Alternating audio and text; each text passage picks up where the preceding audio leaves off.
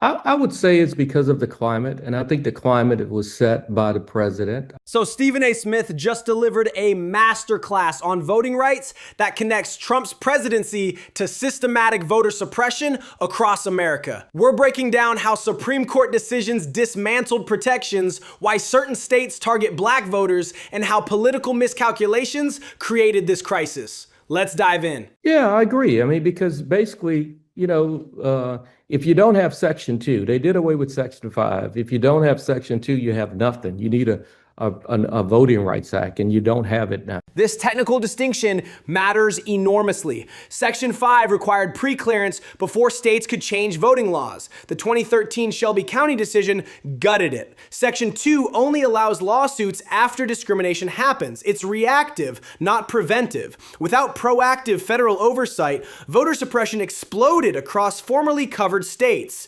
There are states in this country that discriminate against blacks in the voting patterns. I mean, there are black voters who vote for blacks, white voters who vote for whites, and black voters are in a minority. And at the end of the day, unless they're in the majority, they will never, get elected to office. The data backs this up completely. In Alabama's 2017 Senate race, exit polls show 98% black-white vote splitting. Mississippi consistently shows 85 to 95% racially polarized voting. Yet the Supreme Court pretends this mathematical reality doesn't exist when drawing districts. The evidence is overwhelming and undeniable. But there are a lot of states, Louisiana, Mississippi, Alabama, all of these southern states need a Voting Rights Act that works, and is incumbent upon Congress to pass one.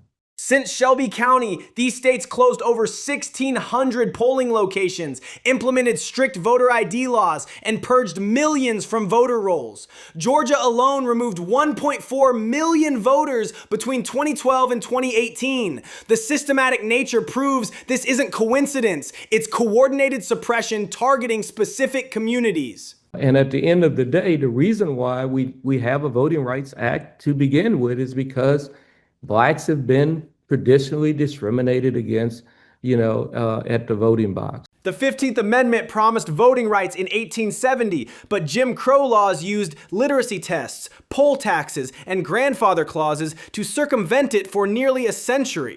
The 1965 Voting Rights Act finally provided enforcement mechanisms. Now the Supreme Court is systematically undoing that progress.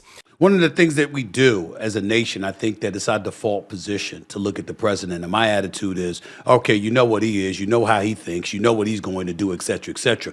Last time I checked, folks in the House of Representatives, I'm talking about folks on the Republican side, folks in the House of Representatives and the Senate, they're supposed to have a spine. They're supposed to stand up. They're supposed to make sure that they're willing to stand up to the president or what have you. Trump's 3 Supreme Court appointments, Gorsuch, Kavanaugh, and Barrett, created this 6-3 conservative majority that's dismantling voting protections. Congress absolutely has power to pass new voting rights legislation, but Republican loyalty to Trump's election narrative prevents any meaningful action on voting access. I could see the pain in your face. I know what this means to you. I can truly, truly appreciate where you're coming from, looking at you the way that I am right now, and being a black man, understanding this is really bad as far as I'm concerned.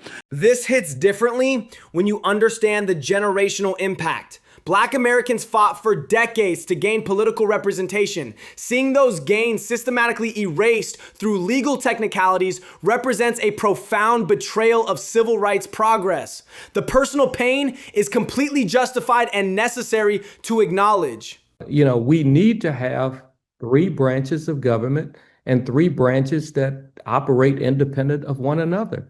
And I think you will have that. At least a legislative branch that's going to be independent come November. And I think you'll see some changes, and people that hope will then start bringing, moving into more of expectations. The Iran crisis has hurt Trump's approval ratings significantly, and 2026 midterms could flip control. If Democrats regain the Senate, they could potentially pass the John Lewis Voting Rights Advancement Act, which would restore pre-clearance requirements and update the coverage formula for modern discrimination patterns. Democrats, we have a plan right now, and it's working not in the House, but it's working in the Senate on this SAVE Act. where we disenfranchising voters, taking people, women who are, who have to show, identification to register to vote. The SAVE Act requires citizenship documentation that many Americans simply don't have readily available. Birth certificates, naturalization papers, passports, these cost money and time to obtain. It's functionally identical to historical poll taxes, creating financial barriers to constitutional rights. Women who, married names are different from their maiden name. They got to jump through 3 and 4 hoops in order to prove that they are who they are. Married women face unique burdens under these laws. Name changes require multiple documents linking maiden names to married names, often involving court records or marriage certificates from decades ago. These seemingly neutral requirements disproportionately burden specific demographics. That's the entire point. They have to roll back all of these cuts in Medicaid. And they have to protect, some of the things that we're protecting today in the House of Representatives, or rather in the Senate, because the House has really rolled over and allowed this president to have his way every time and every day. This connects directly to policy outcomes. When communities lose political representation through voter suppression, they lose influence over Medicaid expansion, healthcare funding, and social programs. Voting rights aren't abstract. They determine who gets resources and whose needs get addressed by government. And I would say a lot of this is caused by the attitude of the President of the United States, and I think it has trickled down into every state legislature across the country. Since 2017, states introduced over 440 bills restricting voting access, with significant spikes following Trump's election fraud claims. His rhetoric about rigged elections provided political cover for state-level Republicans to pass suppression laws they'd wanted for years. But, we can fix it. It's not too late. Come November, people need to go to the polls and they need to vote in record numbers. The 2020 election proved this strategy works. Despite suppression efforts, black voter turnout reached record levels in Georgia, helping flip the state. Pennsylvania, Michigan, and Wisconsin saw similar patterns. Mobilization can overcome suppression, but it requires sustained, organized effort from affected communities. And according to numerous reports, she did not want to give that seat up and retire so he could elect somebody because she assumed Hillary was going to win and she wanted a woman to choose her successor. Respectfully, that was a justice thinking about herself and not the country.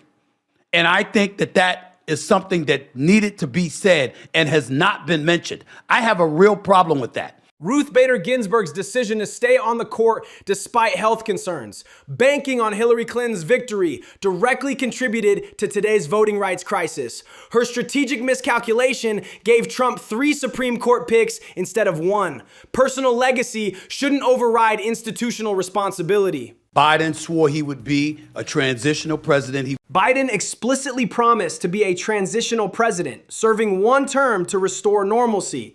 Breaking that promise contributed to Trump's 2024 victory and cemented conservative Supreme Court control for decades. Political promises matter, especially when democratic institutions hang in the balance.